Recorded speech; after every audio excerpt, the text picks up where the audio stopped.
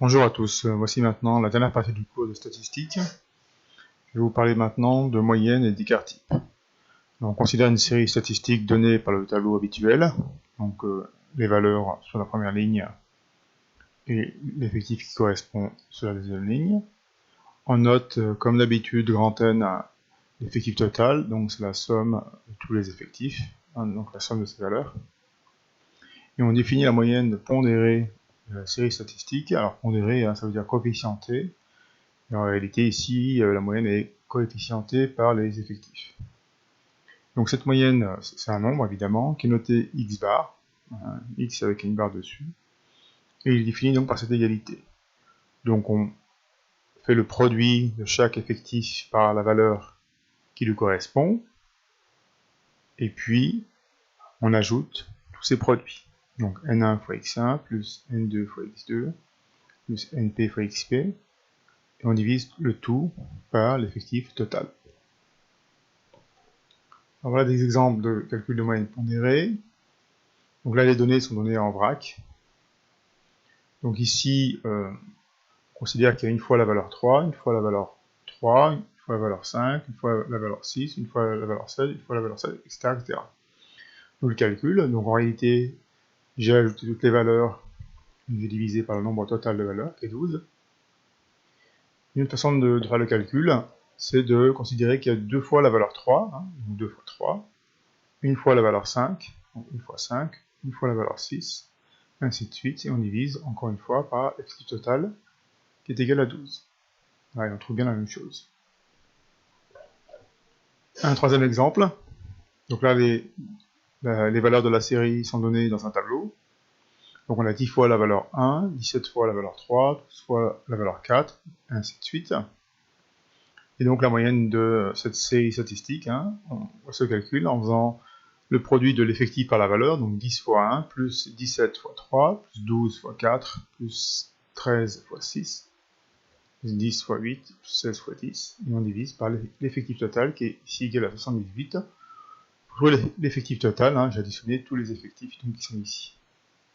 Et on trouve 5,47. Alors une propriété de la moyenne, qu'on appelle la linéarité de la moyenne. On considère deux réels A et B, une série statistique de valeurs x1, x2, etc., xp, et on suppose que cette série statistique a pour moyenne x bar. Alors, on considère une nouvelle série statistique, qui est ici, donc x1 est remplacé par ax1 plus b, x2 est remplacé par a fois x2 plus b, et la dernière valeur xp est remplacée par a fois xp plus b. Alors, ce qu'on a fait, en réalité, c'est qu'on a multiplié chaque valeur initiale par a, et ensuite on a ajouté b. Donc on obtient cette nouvelle série statistique. Alors la propriété dit que cette nouvelle série statistique, elle a pour moyenne a fois x bar plus b, c'est-à-dire que pour trouver la moyenne de cette nouvelle série statistique, on multiplie la moyenne de départ par a et on ajoute b. C'est ce qu'on a d'ailleurs fait aux valeurs. Alors un exemple de cette propriété. La semaine dernière, pour se préparer le matin, Yanis a mis 20 minutes en moyenne. S'il avait mis 2 minutes de plus chaque jour, il aurait mis en moyenne 20 plus 2, donc 22 minutes. Donc là, on a ajouté B, il n'y a pas de fois A. En fait, on a ajouté 2 minutes chaque jour. Donc la moyenne, en fait, on lui ajoute 2. Alors, un autre cas, ici, on considère qu'il a mis 5% de temps en plus chaque jour. Alors, 5%, ça correspond, une hausse de 5% correspond à un coefficient multiplicateur égal à 1 plus 5%, 1 plus 0,05, donc 1,05. Et donc, chaque jour, le temps de préparation est multiplié par 1,05. Donc là, chaque valeur de la série est multipliée par 1,05, et donc la moyenne elle-même, elle est multipliée par 1,05. Donc finalement, il va mettre 21 minutes en moyenne pour se préparer. Alors, on a dit qu'elle était vraie, cette propriété, lorsqu'on multiplie par un réel A et qu'on ajoute B à toutes les valeurs. Elle reste vraie si, au lieu d'ajouter B, on soustrait un même nombre B à toutes les valeurs. Et elle reste vraie si, au lieu de diviser toutes les valeurs par un réel A, ou de multiplier toutes les valeurs par un réel A, on le divise par un réel A, non nul évidemment. Dernière notion qui est au programme, notion d'écart type. Alors, la définition, la voici. Donc, c'est un indicateur qui permet de mesurer la dispersion des valeurs autour de la moyenne. Concrètement, donc, il donne une certaine mesure de l'écart entre les valeurs de la série et la moyenne de celle-ci. Alors, on note S, c'est d'écart type. Alors, plus exactement, plus S est petit, plus les valeurs de la série sont concentrées autour de la moyenne, donc plus la série est dite homogène. Et plus l'écart type S est grand, plus les valeurs de la série sont éloignées autour de la moyenne, donc moins la série est homogène. Alors, il n'y a pas de définition en seconde de l'écart type à l'aide d'une formule, on calculera uniquement à la calculatrice. Alors, on va voir un exemple maintenant d'utilisation de la calculatrice, et on va notamment calculer l'écart type de cette série statistique. Alors, vous pouvez consulter le livre, page 278, c'est très bien expliqué, mais je vais vous montrer quand même comment on utilise la calculatrice. Donc, je vais rentrer ces valeurs, et puis ensuite on va voir comment on obtient la moyenne, la médiane, les quartiles, l'écart type.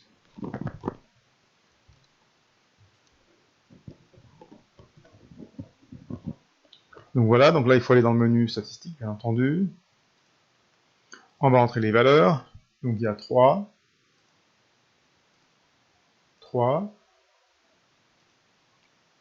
5, 6, 7,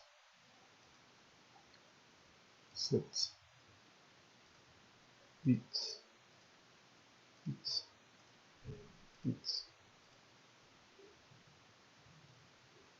9, 10.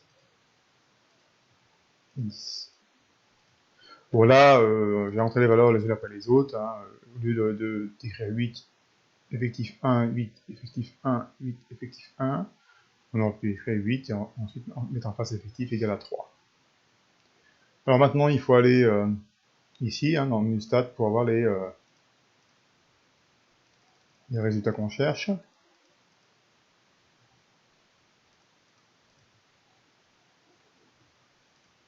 Voilà, et là, on a ici l'effectif total,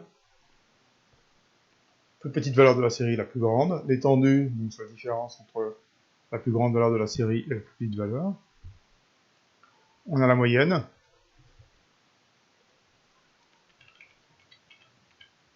donc la moyenne de la série, c'est 7, et l'écart type qui est ici, 2,27.